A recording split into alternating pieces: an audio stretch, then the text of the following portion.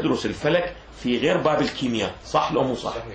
ولكن النظام هذني في الواقع الخارجي الفيزياء منفصل عن الرياضيات، لو هو كتلة واحدة. يا هم كتلة واحدة. يعني أنت إذا أردت أن تفهم الواقع وتلبس نظارة الرياضيات فقط، تستطيع أن تفهم الواقع أو لا؟ لماذا؟ لأن الواقع القانون الرياضي داخل في بطن القانون ماذا؟ الفيزيائي، والقانون الفيزيائي داخل في بطن القانون الكيميائي. فإذا أردت أن تفسر الواقع مو تقرأ في الجامعة، لابد أن تكون ماذا؟ هذه كلها الرؤية موجودة أمامك حتى تفهم. أنا معتقد أن الدين لوحة واحدة، هذه اللوحة الواحدة أنت إذا فصلتها وجئت قرأت هذه من غير هذه لا تستطيع أن تفهم اللوحة. لماذا؟ لأن الطهارة والنجاسة جزء من كل، فإذا لا توجد عندك رؤية عن الكل تفهم هذا الجزء أو لا تفهم؟ أنت إذا لا تفهم القرآن تستطيع أن تفهم الطهارة والنجاسة أو لا؟ الجواب لا تستطيع. لماذا؟ لأن القرآن منظومة واحدة، الدين ماذا؟ منظومة مترابطة أجزاؤها مع بعضها مع بعض. ولذا أنا بيني وبين الله ما عندي شك أن الفقيه إذا لم يكن عالم الدين فلا يمكن أن يكون مجتهدا فضلا أن يكون أعلم. ولذا أنا كل هؤلاء المعاصرين الموجودين بحسب رؤيتي لم يثبت اجتهادهم عندي، مو لم يثبت أعلميتهم، وسببه هذا. طبعا أنا يقين عندي الآن هذني سيد فاضل ما يخليك أذني، ولكن أنت حاولوا في دراسات أخرى تشرح. أنا أقول لك سيدنا هاي المقابلة كلها إيه؟ أنا متيقن لأن أنا أعرف الجالية كل الزيانة إيه؟ والجو أكاديمي بعد أحسن.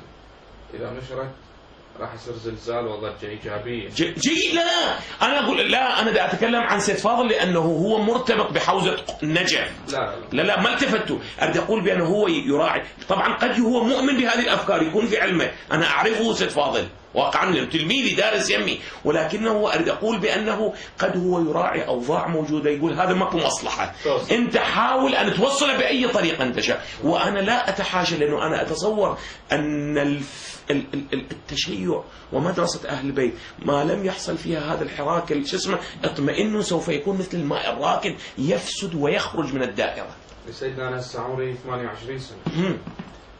يعني أول مرة أسمع هيك كلام وإحنا صار لنا سنين ندرس مع العلماء وتجلسون معهم وواقعا كنتم في نفوسكم 1000 سؤال. لا مو التحية 1000 سؤال وسؤال أنه هذا المذهب على أي أساس يقولون هو المذهب الوحيد المثالي. أحسنتم. يعني 1000 سؤال ما يقدر يجاوب عنه.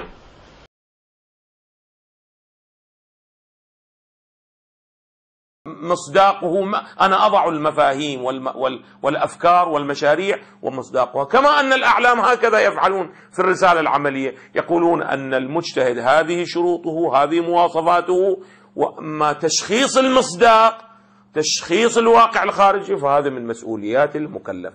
إذن الأسماء أنا لست معنيا بها ولا أريد أن أدخل فيها.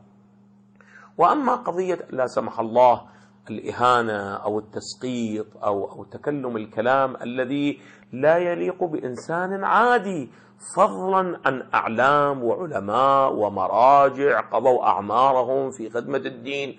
قد لا أتفق معهم فكريا، قد لا أتفق معهم في المشروع الفكري الذي يتبنونه، ولكن هذا لا ينبغي أن يكون سببا لأن يتحامل بعضنا على بعض. أساسا حوزاتنا العلمية كانت قائمة على أساس الرأي والرأي الآخر. أعزائي أنا أعتقد أن حوزاتنا العلمية لعله من أوضح مصادق الرأي والرأي الآخر الاختلاف، ولكن مع ذلك الاحترام والود والمواددة والتزاوج كله قائم بين الأعلام. وأتصور وكما قلت مرارا هذا المعنى أن التسقيط الشخصي هذه لغة العاجز لا لغة العالم، لأن العالم عنده بحث يستطيع أن يتكلم. وأتصور أن الأعزة خير شاهد على ما أقول أمامهم الآن سنة أو سنة ونصف أو سنتين من برنامج مطارحات في العقيدة عندما دخلنا مع الآخر، والآخر اللي احنا معتقدين نهجه أموي، أنتم إلى الآن لم تجدوا كلمة واحدة لا سمح الله فيها إهانة أو تسقيط لأحد من أولئك الذين يعادون أهل البيت، ينصبون العداء لأهل البيت من النواصب، ولكن أنا لم أهن أحدا منهم. فكيف يتصور أحد منكم أنه تصدر مني إهانة، وخصوصا أن بعض هؤلاء هم أساتذتي، هم إلى الآن أستفيد منهم، فكيف يعقل أن يصدر مثل هذا الكلام؟ إذا هذا البعد من السيدي أعزائي ملفق مكذوب مفبرك ومتلاعب فيه كاملا، وينبغي، وأنا أتصور بعد هذا التصريح لا أحتاج أن أوصي أعزائي بأنه أن يتجاوزوا هذه المرحلة. يقول أنه اتصل شخص عليكم ونقل شيء خاطئ عنه، العهدة على الناقل، العهدة مو علينا. على فرض أنه خاطئ، وأنا أدري مو خاطئ، أنا أعرف رأي هؤلاء، أنا أخبر برأي هؤلاء وأعرفهم زين من كل أحد آخر ترى للعلم، مهما دلسوا هو كذاب يكذب. قضية تطاولة على المراجع بمن فيهم السيد السيستاني ثابتة 100%. يكذب ما يستحي، يقول مفبرك علي. الرجال موجود هنا بلندن، إيهاب الفضلي، هو شاب جامعي راح قابله، وترى ما كان هذا الشاب على وئام معنا. بعد الصدمة اللي حصلها اجى فد ايام عندنا، كان ايام الليالي المحمديه، قاعد هناك وكلمنا، قال القضيه كيت وكيت وكيت بهالتفصيل. يقول والله كلمه واحده ما مفبركه عليه، كله مسجل، واصلا اي واحد يقدر يسمع يعرف انه الكلام مو مفبرك، ما صاير بقطع ولصق الى اخره، كله كلام متصل واضح مسترسل. احسنتم، كلام واضح. شايف بعدين اول مره شاف اكو ضجه ما كان يتوقع، راح مطلع بيان ما يستحي، يقول انه هذا من صنيعه الوهابيه الذين الخط الاموي.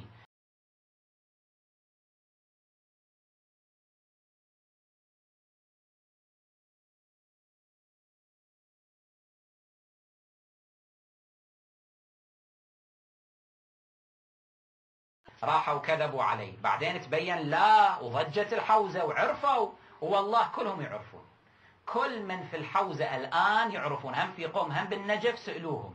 بس المشكلة هذه احنا عندنا نفاق، كلهم يعرفون. كمال قايل هذا الكلام ومسفه السيد السيستاني ومسفه غيره من المراجع على أساس طارح مرجعيته، أنا مرجعية شاملة وعامة في كل الأبعاد، وهذول ما عندهم شيء، أنا اللي عندي كاريزما، أنا اللي عندي كذا، فالشكل معتد بنفسه. شنو هذا؟ أنت إلى الآن استحي على وجهك، أنت إلى الآن الأطفال ملوت المدارس يعلموك أن الكلاب تعوي، أنت ما تعرف الكلاب تعوي، تقول الكلاب بس تنبح. فضحتنا أمام العالم. يعتبر من يختلف معه في الرأي هو ماذا؟ من الكلاب العاوية.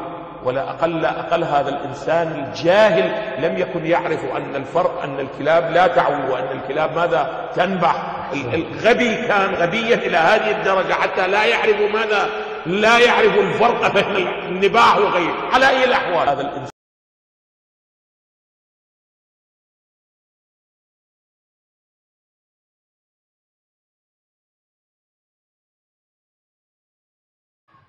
الفرق بين الماتن وصاحب الهامش خلط بينهما.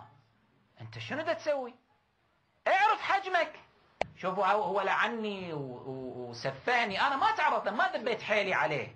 لو أريد أذب حيلي عليه أطلع كل خياسة. ترى بعض جماعته بعض أهله كانوا يحضرون هنا مجلسي، وأقدر أبين كيف سرق منهم أموالا. ما نريد نتكلم بتفاصيل، قضية مبدئية، عنده استعداد يناطح علميا أهلا وسهلا. أما أسلوب اضرب واهرب هذا ما ينفع هذا. اضرب واهرب، يضرب يفتري يبهت وبعدين يقوم يشرد، ماكو فائدة. تعال اتناظر بالفعل علميا. بأسهم بينهم شديد تحسبهم جميعا وقلوبهم شتى ذلك بأنهم قوم لا يعقلون.